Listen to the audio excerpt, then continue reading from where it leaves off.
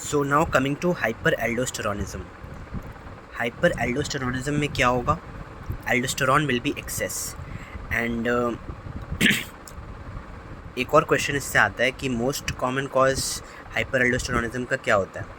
So most of the people answer it as Conn syndrome, but the answer actually is idiopathic bilateral adrenal hyperplasia. That is the most common cause. Cons is second. Cons is basically unilateral adrenal adenoma. So hyperaldosteronism में होगा क्या? Aldosterone excess होगा. अगर aldosterone excess होगा, as we all know, sodium will be retained more and potassium और H+ ज़्यादा excrete out होगा. अगर पोटेशियम और H+ ज़्यादा एक्सक्रीट आउट होगा, so that will lead to hypokalemia as well as metabolic alkalosis, and we all know the three cardinal features of Conn syndrome, that is hypertension, then that is basically resistant hypertension, then hypokalemia and metabolic alkalosis. alkalosis किस लिए? Because जो भी H+ था वो urine में loss हो जाएगा. सो हमें ऐसे याद रखना है कि जितने भी कंडीशंस हाइपोकैलेमिया कराते हैं, they usually have metabolic alkalosis usually. So alkalosis में कैसे याद रखना है? जो एल्कलोसिस टर्म है उसमें क्या है?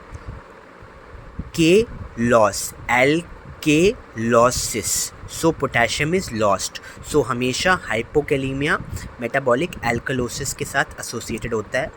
Of course there are some exceptions, but usually हम ये याद रख सकते हैं. And hyperkalemia is generally associated with metabolic acidosis. So alkalosis, K loss.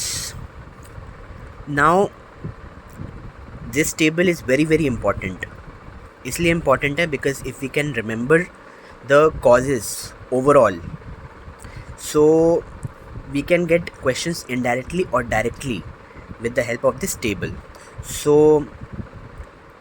एक और प्रैक्टिकल पॉइंट मैं बताना चाहता हूँ, जैसे कि जो COPD के पेशेंट्स होते हैं, sometimes they come with a presentation of CO2 narcosis. That is जब हम लोग उनका ABG कराएंगे, so their ABG will show CO2 in the range of 80-90.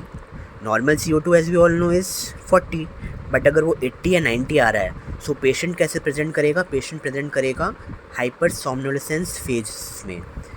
That is patient will be drowsy. So patient आपके पास emergency में आएगा and usually patient drowsy होगा and आप उसका ABG कराओगे. ABG में PCO2 में भी 80-90 ऐसे आएगा. सो एंड pH भी आपका एसिडोसिस की तरफ आएगा. So that comes under respiratory acidosis and chronic lung disease. So basically COPD is a chronic lung disease. So उसमें रेस्पिरेटरी एसिडोसिस होगा एंड उसमें CO2 narcosis is a component of COPD.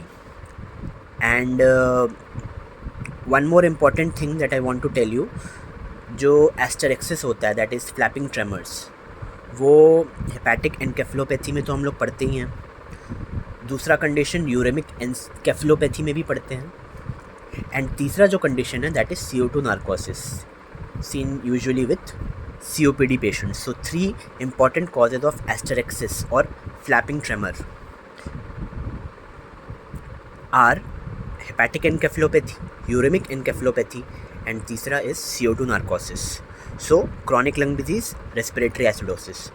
सो अगर ऐसे हम लोग ये टेबल याद रख लें, so ultimately it will be very very beneficial.